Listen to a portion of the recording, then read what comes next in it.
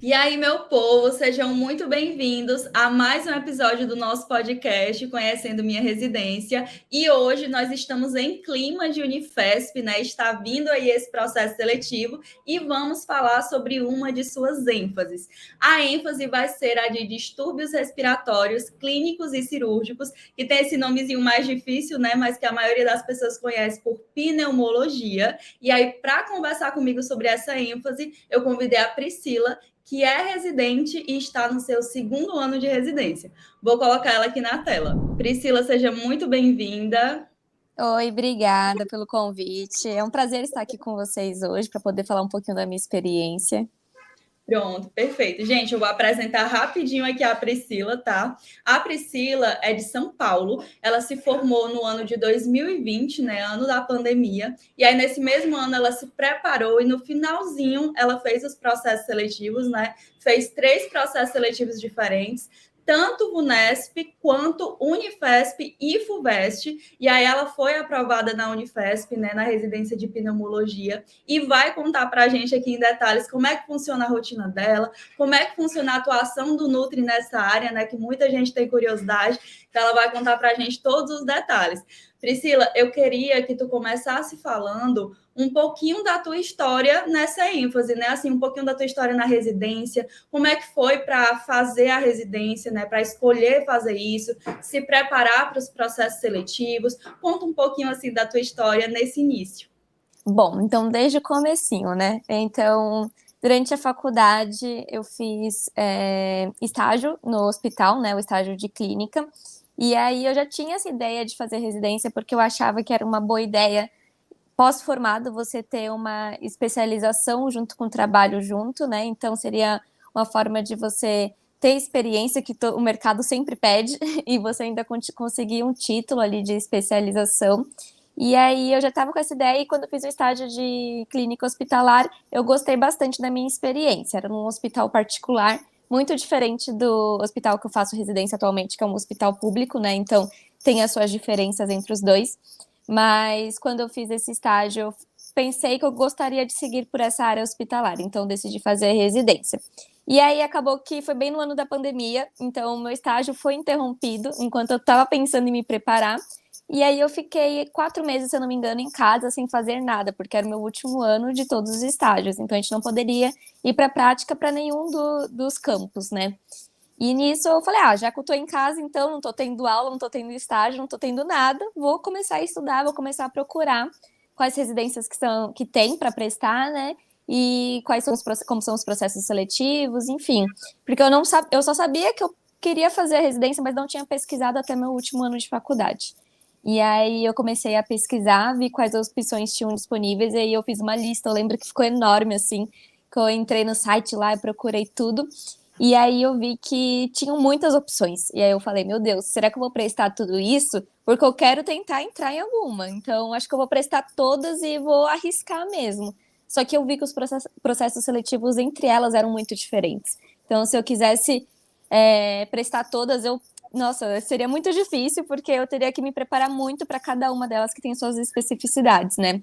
E aí eu decidi, então, prestar essas 3, porque eu achei o edital um pouco mais parecido, e era na ideia de que eu queria trabalhar no SUS, então também queria fazer um hospital público, né? E aí eu acabei selecionando essas 3 programas um pouco parecidos. A primeira foi a FUVEST, que foi de cardiopneumologia, então era tanto cardio quanto pneumo juntos. A segunda foi a VUNESP, que era nutrição clínica, então de forma geral, né, hospitalar. E a última que foi a de distúrbios respiratórios na Unifesp, que aí foi quando eu consegui entrar mesmo. Pronto, perfeito. E aí, Pri, me conta como é que foi então. Tu já começou falando um pouquinho sobre isso, né? Porque tu teve essa consciência de entender quais processos seletivos eram mais parecidos para tu poder ter um conforto maior para estudar, né? E aí, como é que foi esse teu processo de estudo, assim mesmo? Foi que tu utilizou para estudar? Como é que foi que tu fez? Se tu tem alguma dica em relação aos estudos para esses processos seletivos, né? Conta um pouquinho sobre isso. Tá. Então, como eu disse, eu comecei a estudar nesse último ano, que eu estava em casa, no ano da pandemia. E aí eu vi que nos editais, principalmente dessas três, né, que eu estava querendo mais prestar mesmo desde o começo, tinha as referências, né, em que eles indicavam os materiais para a gente estudar. Então, aí eu peguei e fiz uma lista também, lembro de tudo isso, escrever todos os materiais, tinha um que era com 40 referências, se eu não me engano, que era o da VUNESP, que era bastante material. E cada material tinha, sei lá, 60 páginas, 100, 300, então era bastante coisa para estudar mesmo.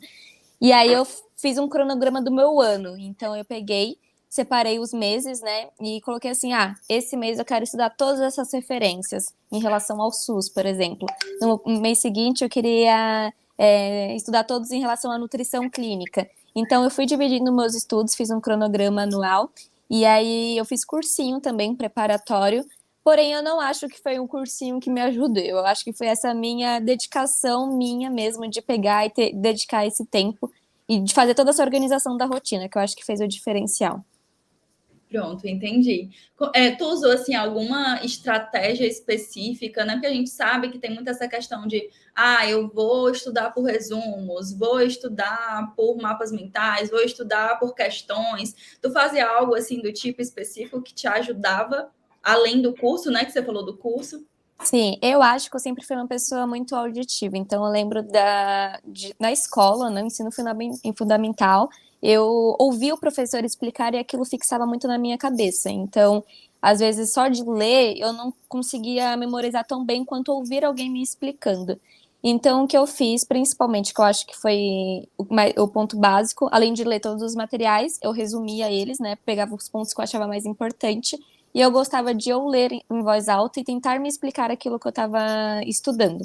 Fiz isso também com uma amiga minha, que ela se preparou junto para todas essas provas, e a gente ficava estudando juntas. Então, eu explicava para ela explicava para mim, além de fazer as provas que a gente encontrou dos anos anteriores, né, desses editais. Então, eu acho que fazer o exercício e falar em voz alta foi algo que me ajudou bastante. Perfeito.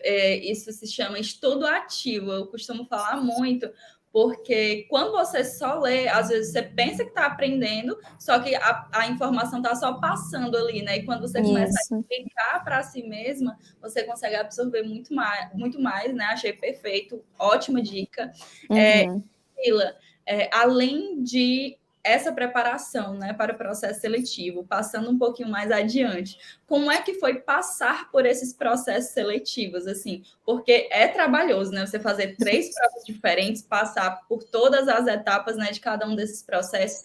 Conta como é que foi isso, se teve alguma peculiaridade, algo que te ajudou em relação à prova de títulos. Conta um pouquinho sobre o processo em si. Tá. Então, a primeira prova que eu fiz foi em agosto daquele ano de 2020, que foi a da FUVEST. E foi a prova que eu mais tinha me preparado, assim, de estudos, porque eu comecei lá no comecinho do ano a estudar mais para ela, porque eu sabia que ia ser a primeira prova. E aí, quando eu fiz ela, eu fui bem, passei para a segunda fase, mas enquanto eu estava nesse aguardo de passar para a segunda fase, análise de currículo, teve a segunda prova, que foi a da VUNESP. Se eu não me engano, foi em outubro ou novembro, assim, foi um pouquinho depois. E aí eu fiz a prova da VUNESP, eu fui muito mal, não passei nem na primeira fase. E eu, depois de. Aí eu já, né, desencanei dela e falei, tomara que eu consiga na FUVEST. E aí, quando veio o resultado da FUVEST, da segunda fase, que era a análise de currículo, eu achei que eu tinha uma boa pontuação. Se eu não me engano, a minha somatória deu 7 de 10 pontos em relação a todos os parâmetros que eles pedem para dar pontuação no currículo, né? Que é estágios extracurriculares, participação de ligas acadêmicas, apresentação de trabalhos em congressos. Então eu achava que eu tinha bastante coisa, mas eu acho que não foi o suficiente comparado a outras pessoas. E também a pontuação deu um pouco de diferença, né? Então a minha pontuação, apesar de ter sido boa, quem tinha 1 ou 2 pontos a mais também conseguiu a vaga. E aí eu falei, então a última prova que eu vou prestar, eu tava já meio desanimada, porque eu tinha muita confiança na primeira prova que eu tinha ido bem. Eu falei, vou prestar essa, porque é a prova mais parecida, né, da Unifesp, e não tinha análise curricular na Unifesp desse ano, porque eles sempre tinham anteriormente, mas no ano da pandemia eles não decidiram não fazer só um processo único, que era a prova. E aí, a prova eu fui bem e consegui. Então, eu tava já, assim, começando a desanimar, porque eu não tinha passado nas duas primeiras, e eu tava já quase, desanimando mesmo, desistindo, eu pensando, meu Deus, vou ter que ficar fazendo estudos mais um ano, né? Porque as provas que eu tinha para prestar, não prestei, então só as do ano que vem. Mas aí deu certo. Aí na última foi. Foi. E Pri, me conta por que que tu escolheu pneumo, né? Porque você colocou cardiopneumo e colocou Isso, pneumo, né? Geralmente isso. é uma ênfase que, pensando ali na faculdade, a gente geralmente conhece o mais tradicional, né? A gente não conhece muito essas outras áreas diferentes. Me conta um pouquinho assim, o que que te levou a escolher essa ênfase? Eu acho que o ponto principal foi a pandemia.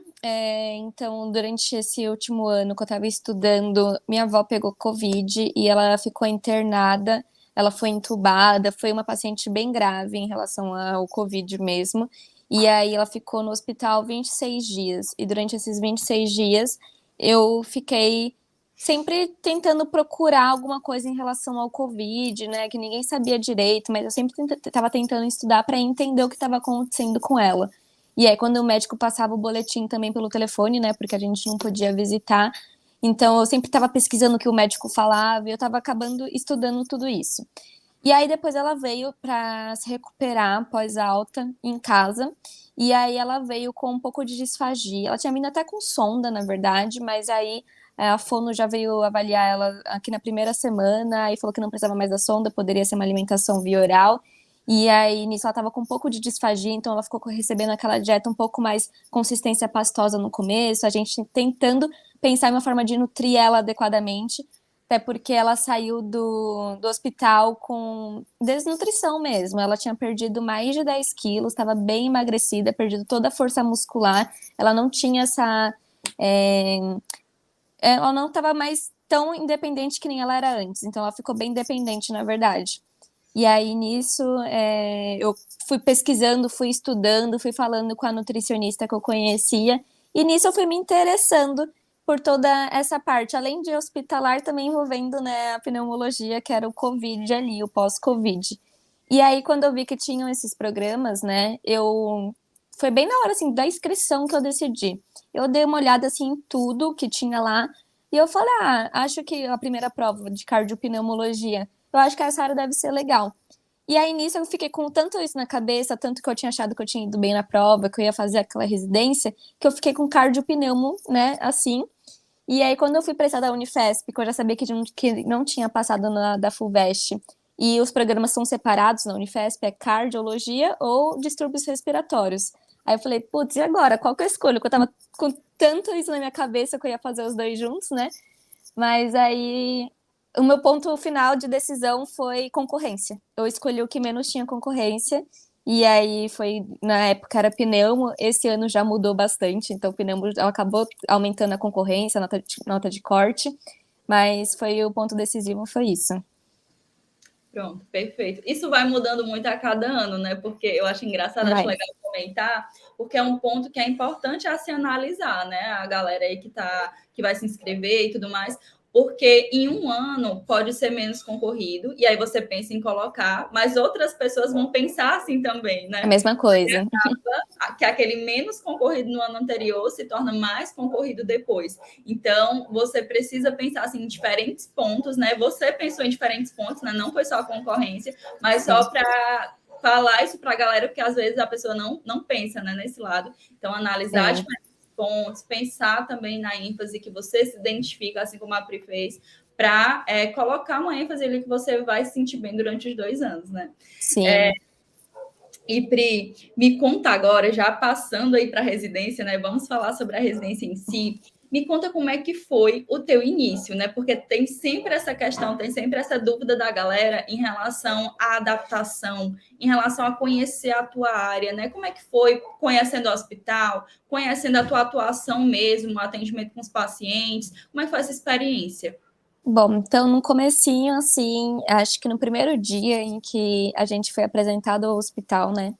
Eu levei um susto, confesso, porque o hospital era um hospital público, né? Então eu tive um choque de realidade, que eu nunca tinha ido para uma parte de um hospital público tão cheia, tão lotada que nem era esse hospital de referência, né?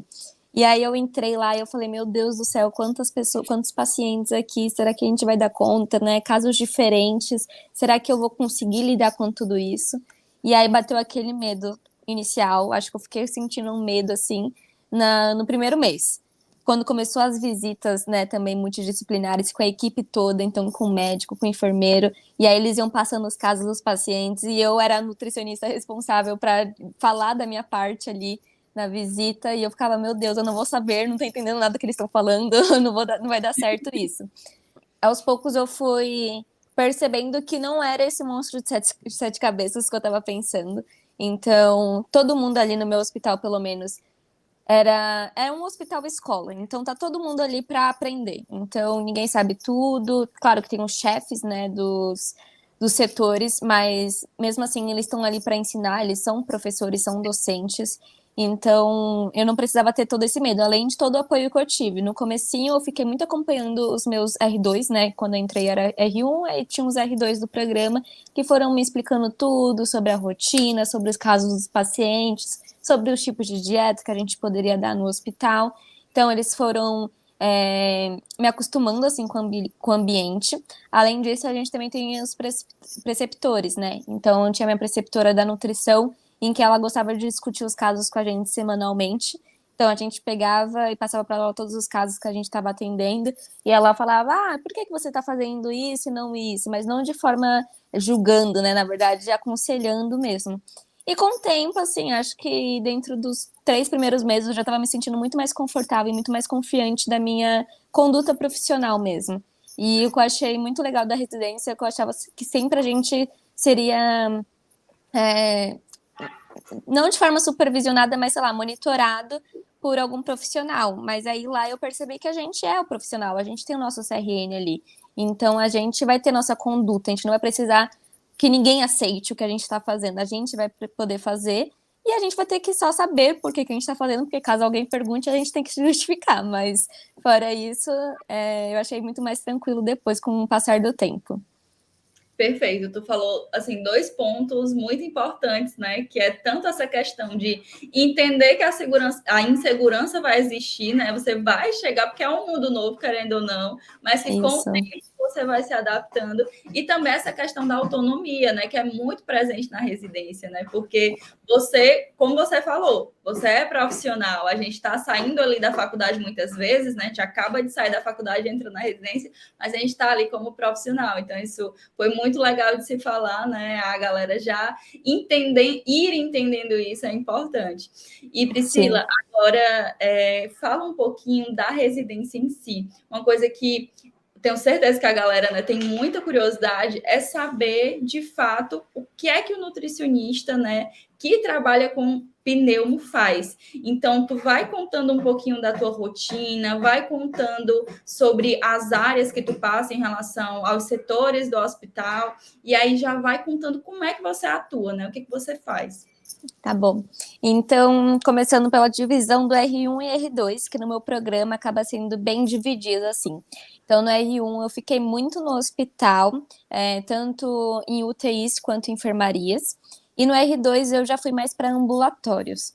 Aí no R1, a gente acabou pegando a fase da pandemia ainda, que tinha a segunda fase, né, do Covid, aquela alta nos casos de novo, alta no número de internações. E no comecinho eu fiquei muito com esses pacientes graves na UTI, e na enfermaria eram os pacientes que estavam menos graves ou estavam se recuperando. Então, acho que durante uns 6 meses foi basicamente isso que eu vi.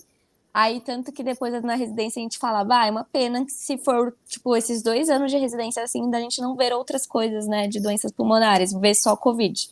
Mas acabou que foi melhorando, foi diminuindo os casos, o hospital passou a não receber mais os pacientes com Covid, porque não estava mais precisando, né, internar lá.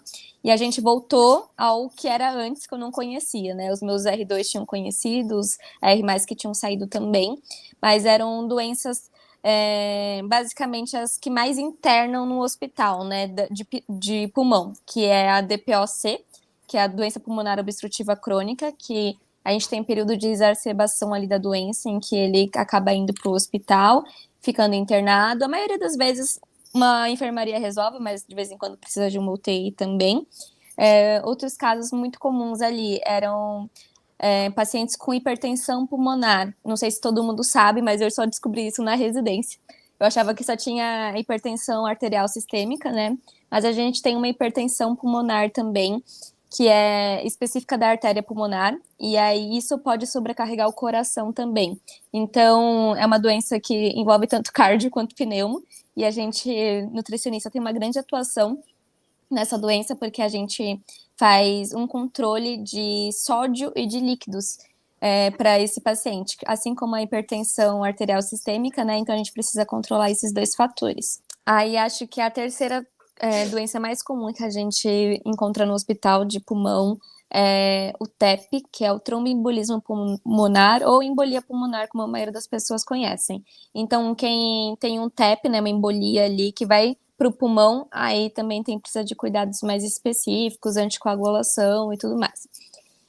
Outras doenças que aparecem de vez em quando e são comuns, mas a gente não tem uma atuação tão específica, né, da parte de dietoterapia, seriam as pneumonias de forma geral, as tuberculoses, asma também, acho que é o mais comum de todos, doenças intersticiais, que são fibroses no pulmão, acho que basicamente, principalmente isso, na verdade. Pronto. E quais são os setores que vocês passam? Assim, essas patologias são divididas? Como é que funciona lá? Então, lá no meu hospital, a gente tem um setor da pneumologia mesmo, né? Que antigamente, no ano passado, no meu R1, tinha a enfermaria e a UTI. Então, na nossa enfermaria e na nossa UTI, a gente só recebia esses casos dessas doenças que eu falei. Porém, acabou que a nossa UTI teve que se juntar com outra UTI e a gente ficou só com a nossa enfermaria separada. Então, a enfermaria, os casos leves acabam continuando com a gente, assim, de forma geral, doenças pulmonares. E a nossa UTI agora se juntou com a UTI da urgência e emergência, que é uma UTI de clínica médica geral. Então, acaba misturando bastante os casos. Mas de rodízios, assim, eu posso dizer que eu passei por todos os setores do hospital, praticamente. Porque tem essa dinâmica, eu acho que é muito legal lá no Unifesp, em que eles fazem uma roda, né, que a gente chama de residência, em que a gente consegue vivenciar de tudo um pouco. Então, por exemplo, no meu R1, apesar de ter ficado 6 meses ali no Covid, depois que eu saí da pneumo, eu consegui ver outros casos também. Então, eu fui para um setor que era de transplante, que a gente via muito transplante renal, que eu achei super diferente, assim, muito legal lidar com esses pacientes.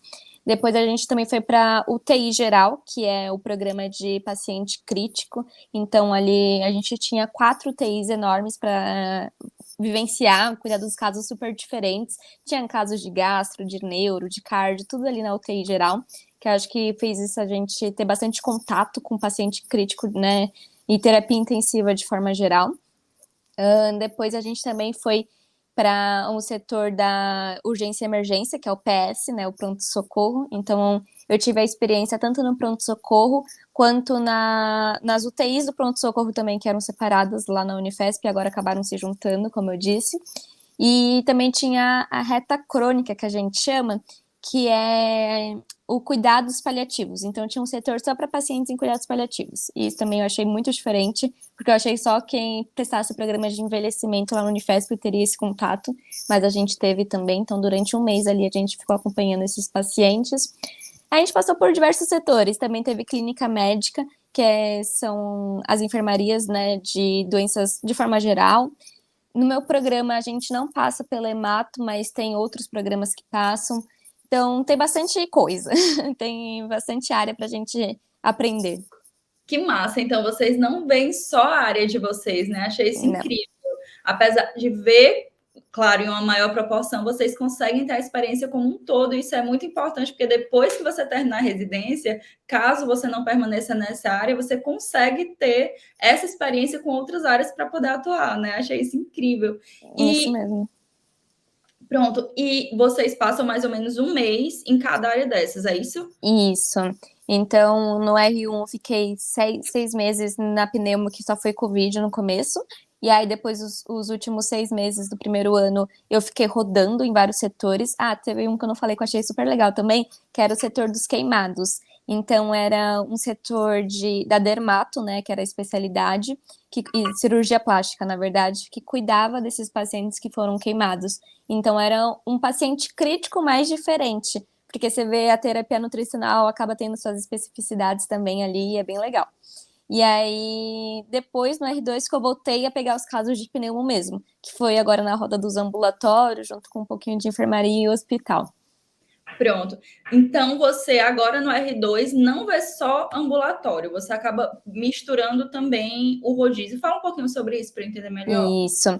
Então, no R2, a gente tem divide o mês praticamente, o mês não, o ano, na verdade, né, do R2, em meses iguais para cada área. Então, número igual de áreas em ambulatórios, que atende os pacientes nos ambulatórios dessas doenças que eu comentei, de pulmão mesmo, e também na enfermaria e na UTI. A enfermaria e na UTI acaba reduzindo bastante, porque a gente fica 15 dias do mês na enfermaria, 15 dias do mês na UTI e o restante no ambulatório, que é a atuação ali mais clínica também, de atendimento, né, ambulatorial.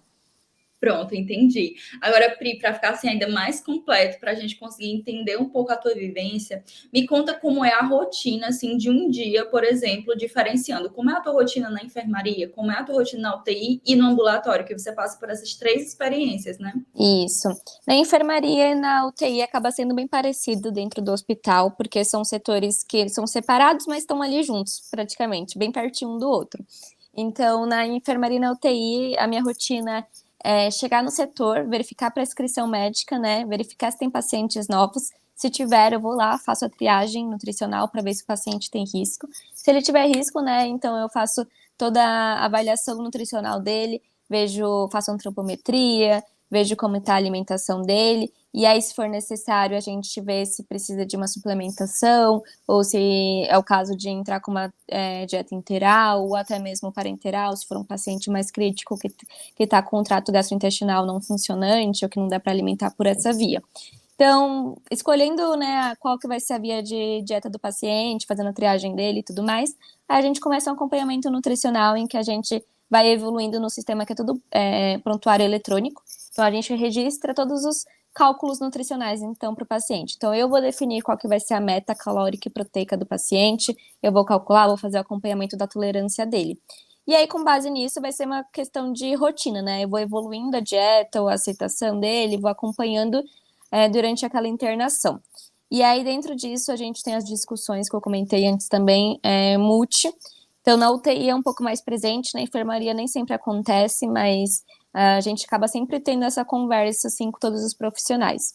Então, na UTI, a gente separa um momento do dia, todo mundo se reúne, os profissionais ali que estão naquele setor, e a gente passa o caso do paciente. Então, o médico começa contando a história clínica, por qual motivo o paciente está lá, né, como que estão os parâmetros clínicos do paciente, e aí cada profissão vai falando do seu ponto. Então, eu como nutricionista vou falar se o paciente está recebendo dieta adequada, se ele está com uma boa nutrição, ou se ele está com um estado nutricional prejudicado, a gente precisa dar uma atenção maior, se eu preciso de um outro tipo de via para ele, que não está sendo possível fornecer as necessidades nutricionais dele ali completas por aquela via que ele já estava recebendo. Então, é uma conversa, e aí eu passo todas as minhas necessidades e informações que eu tenho da parte de nutrição. E essa parte que eu achava mais difícil no comecinho, mas depois eu acho que é a parte mais essencial, assim, porque o paciente, ele não vai ter só a doença ali da parte nutricional para a gente cuidar, né? A gente vai ter que ver ele como um todo, como uma pessoa que tem todos os fatores ali para ele estar saudável ou não, ou estar recebendo a dieta ou não, ou estar ali no hospital. Então, a gente precisa sempre se comunicar em equipe. E eu acho que pode ser uma dificuldade para algumas pessoas, mas no meu caso, eu acho que foi algo que fluiu bem. Então, essa parte, acho que a rotina basicamente é essa da enfermeira e da UTI, e aí, após toda essa discussão, né, a gente que decide lá em como que vai ser a dieta do paciente, e aí eu posso liberar tanto café da manhã, almoço, jantar, aí eu mando para a cozinha como que vai ser a dieta desse paciente. Perfeito. E o ambulatório? E o ambulatório é um pouco, na verdade, é bem diferente, né? Porque o paciente ele não está internado ali com a gente, então ele vai lá para fazer uma consulta. E aí o ambulatório ele é um ambulatório médico em que a gente atende junto com o médico. A gente não tem um ambulatório só da nutrição na pneumo. Tem outras residências lá da Unifesp que eu acho que tem, mas para pneumo a gente acaba atendendo junto com o médico mesmo. Então o paciente vai lá para passar em consulta, falar se está dando certo o tratamento dele, as medicações, como estão os sinais e sintomas dele, e a gente da nutrição vai ali junto com o médico avaliar se o paciente está com o estado nutricional também adequado, a gente vai perguntar como está a alimentação dele em casa, se ele teve perda de peso recente, vai fazer uma avaliação ali com ele, e aí eu dou orientações gerais para ele, não passo dieta, né, específica, mas aí pro caso dele, para a doença que ele tem, eu vou entregar uma orientação para ele e explicar como que deve ser uma alimentação saudável para ajudar no tratamento dele. E aí é uma coisa mais de consultório ambulatorial mesmo ali. Pronto. E Pri, além da rotina, né, que você contou muito bem como é que funciona, além da rotina, vocês têm outras vivências, algo no hospital mesmo que vocês fazem, mas além dessa rotina em si? De vivências, acredito que o que mais seja diferente são essas discussões multi, e a gente, na nossa rotina de residente, a gente tem muita discussão de casos também, então, eu comentar isso sobre a divisão da carga horária, né, então, na nossa carga horária a gente tem um momento só para estudar e discutir casos em apresentação, tanto com a equipe multi, quanto com só entre nós da nutrição. Então, acho que essa parte acaba sendo um momento muito de aprendizado também na residência. Interessante. Como é que funciona? Assim, vocês apresentam um trabalho, um slide, como é? Isso, a gente depende do tema, então a gente pode apresentar, por exemplo, o tema da doença. Então, eu vou falar sobre DPOC. Aí eu pego vários artigos ali sobre DPOC para discutir mesmo. Ou eu posso apresentar um artigo novo, então, que esteja falando sobre alguma coisa, algum tipo de terapia nova, por exemplo, para alguma doença.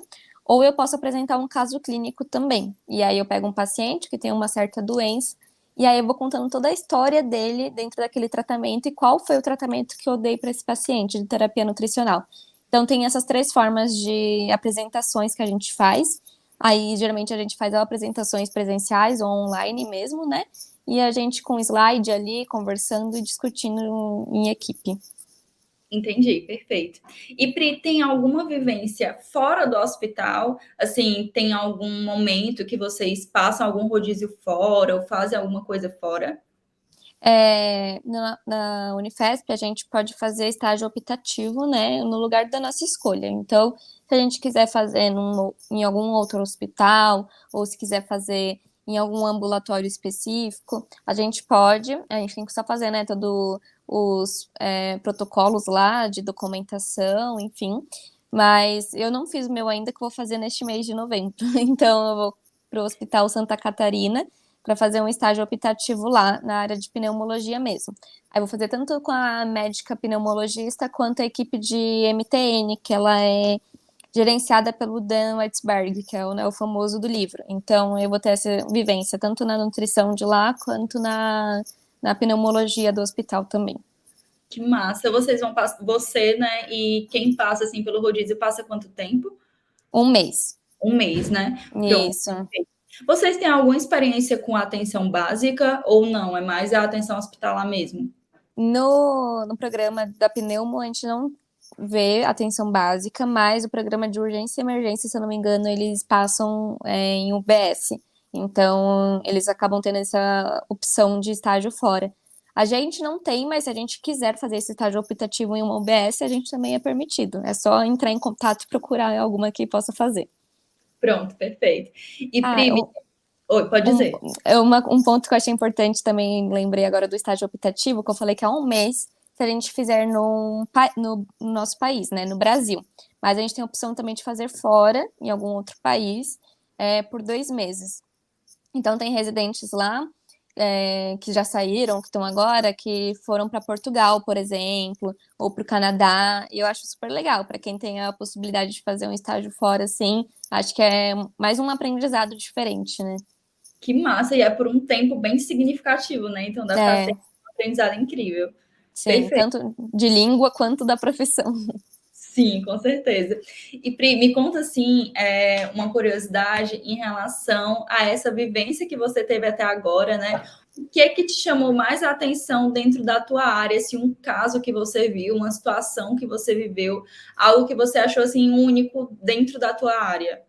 Bom, então, dentro da pneumo, a gente atua muito com pacientes que têm doenças pulmonares provenientes do cigarro. Então, foi algo que me. Sim, a gente já sabe que o cigarro faz mal, né? E que acaba trazendo vários malefícios para a saúde, mas trabalhar com o paciente e ver como o pulmão dele fica prejudicado depois de tantos anos ali se expondo, eu acho que foi algo que me assustou e me fez pensar, meu Deus, tomara que ninguém, tipo, próximo a mim fume, eu não quero ver ninguém fumando, porque eu não quero que a pessoa fique desse jeito. Entendi. E fora da tua área, assim, porque você passou por vários outros setores, né? E isso é muito legal. Tem algum desses setores que você gostou mais, assim, que você teve uma experiência mais interessante, assim, que possa compartilhar? Eu acho, olha, é bem diferente. Acho que todas são muito interessantes e têm suas particularidades, mas eu acho que o mais diferente que eu não esperava ter esse contato era com o setor de pacientes queimados, que eu acho que foi, né, o ponto mais diferente, assim. Então, a gente vê as pessoas com as doenças, mas às vezes um acidente ali, uma coisa que o paciente não estava esperando e acaba, né, se queimando e ficando precisando de uma terapia intensiva ali para ele. Eu acho que foi o ponto que mais me despertou curiosidade, além da cirurgia que a gente também acompanhou, de como é feita uma cirurgia para um paciente que foi queimado. Então, isso também foi, assim, bem diferente e interessante. Eu gostei muito de aprender. Pronto, entendi. Perfeito. Pri, e me conta assim, o que é que tu encarou durante esse período da residência até agora, né, que você está quase terminando, como dificuldades assim que você passou e que você conseguiu lidar, conseguiu transformar isso em aprendizado, né? O que que você encara como dificuldade na residência? Eu acho, assim, que eu não tive tanta dificuldade com isso, porque eu acho que eu consegui administrar bem, mas eu vejo que para muitos dos meus colegas isso acaba sendo um grande problema, que é a carga horária, principalmente, né? De 12 horas ali por dia, você ficar dentro do hospital não é fácil. É tipo, você ficar com a cabeça ali naqueles pacientes, às vezes que estão muito graves, e você vê que eles não estão tendo melhora, por exemplo, ou que um paciente que você se apegou, ele acabou vindo, sei lá, a óbito, tendo, né, uma recuperação mais prejudicada. Então, isso da cabeça com a carga horária e o tanto quanto o trabalho ali é demandante de você, eu acho que tudo isso é uma dificuldade que muitas pessoas acabam é, querendo, às vezes, até desistir da residência por conta disso. Mas eu acho que eu acabei lidando de uma forma bem assim com tudo isso, porque eu tentei não absorver, né? Então, eu acho que eu tentei me concentrar em fazer meu trabalho ali. Claro que é difícil, a gente conhece muitas pessoas, a gente tem ali os pacientes que a gente vai cuidar e vai ser todo um processo com ele, mas eu acho que a gente tem que é, tentar meio que proteger nossa cabeça de tudo que a gente vê. Então, fazer terapia, eu acho que todo mundo na minha residência, inclusive eu, a gente passou por essa fase, porque não é algo fácil. E, na verdade, é algo bem difícil, mas que funciona e que dá certo. Além disso, a carga horária. Então, eu acho que é importante você tentar administrar o máximo possível de você morar perto, por exemplo. Eu não moro tão perto, mas eu acho que o meio de transporte que eu tenho é um pouco que me ajuda. Então, você tentar pensar em tudo como vai ser sua rotina ali, da sua vida mesmo, não só do seu trabalho, para te ajudar, porque é cansativo. Achei isso muito importante, é até um fator assim que vale a pena falar, porque é um ponto a se pensar no momento de você escolher a sua residência, né? De você escolher a sua ênfase. Às vezes a pessoa quer uma área, mas é muito longe, ali na sua cidade, talvez isso seja um ponto que vá levar um cansaço muito grande depois. Não que isso seja impeditivo, mas caso Sim, tenha opções mais próximas, né? É um ponto a se pensar também, porque realmente a carga horária é bem legal. Você passa mais tempo praticamente na residência do que na sua casa, né? Porque na sua casa você passa mais praticamente. tempo dormindo do que acordado. E Exato. Isso acho que das pessoas que eu perguntei aqui no podcast, a maioria realmente fala a carga horária, né? Eu fui residente, eu sei o quanto pesa. Então, é muito importante falar sobre isso também. Uhum. E Priscila, me conta assim para terminar, né? A gente conversou bastante, deu para conhecer muito sobre essa área, achei muito interessante, com certeza foi esclarecedor para a galera. E aí eu queria saber de ti o que é que você falaria, né, para quem está assistindo aí, em relação a um conselho, a uma dica que você daria, tanto em relação ao processo seletivo ou da residência em si.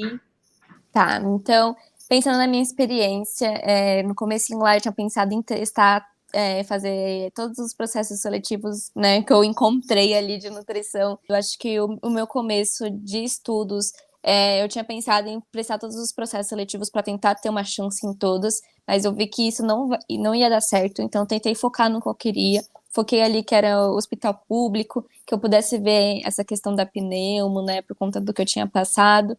Então, isso de escolher o que você quer. Porque eu acho que depois que você começa um programa que você vê que não era aquilo que você queria, você pode se decepcionar bastante. E eu já vi alguns casos acontecendo lá na minha residência. Então, você gosta de hospital? Você gosta de que área do hospital? Qual, né, doença? Tudo bem que a gente passa por vários rodízios lá no meu hospital, mas a maior parte do tempo é pneumo, então você vai ter que gostar de pneumo, querendo ou não, ali para poder trabalhar com esses pacientes. Então, acho que tentar pensar assim, escolher algo que você quer mesmo para o resto da sua vida, pensando que isso vai te ajudar na sua carreira profissional e que vai ser uma especialização. Então, eu penso muito. Pneumo é uma especialização muito única, assim, não tem no país todo. Acho que só tem aqui em São Paulo mesmo, na Unifesp, essa cardiopneumo da FUVEST, então acaba sendo um diferencial ali para o nosso currículo, porque eu acredito que daqui a uns anos a gente vai encontrar muitas doenças pulmonares aí, por conta dos fatores de risco, muitos pacientes demandando essa atenção. Então, eu acho que pensar nisso também para o futuro, o que você quer trabalhar, eu acho que é uma coisa importante para você decidir sua residência. Pronto, perfeito, maravilha. Pri, quero te agradecer mais uma vez. Foi muito importante a tua participação. Fiquei muito feliz de conhecer melhor essa área. Tenho certeza que a galera aí que vai se inscrever nesse processo seletivo vai ter um conhecimento melhor. Isso vai ajudar muito, né? Porque tem informações que a gente não sabe olhando em outro lugar, né? Então, muito Sim. feliz mesmo com a sua participação. Quero dizer aí para a galera que está assistindo que toda semana tem episódio novo, todo sábado, 1h57. Vai ter residência diferente por aqui para vocês acompanharem, conhecerem melhor, ajudar na decisão de vocês, né? Então é isso. Terminamos por aqui. Um beijo Obrigada. e obrigada, Pri. Obrigada. E eu acredito que se alguém quiser também, tiver na dúvida, quiser conhecer um pouquinho mais da minha rotina, vale a pena entrar lá no meu Instagram, que é nutri.priscilabastos, que eu compartilho bastante. Então, se você quiser ver um pouquinho mais sobre como que funciona, acho que vale a pena. Perfeito. Pois, gente, um beijão e até o próximo episódio. Tchau, gente.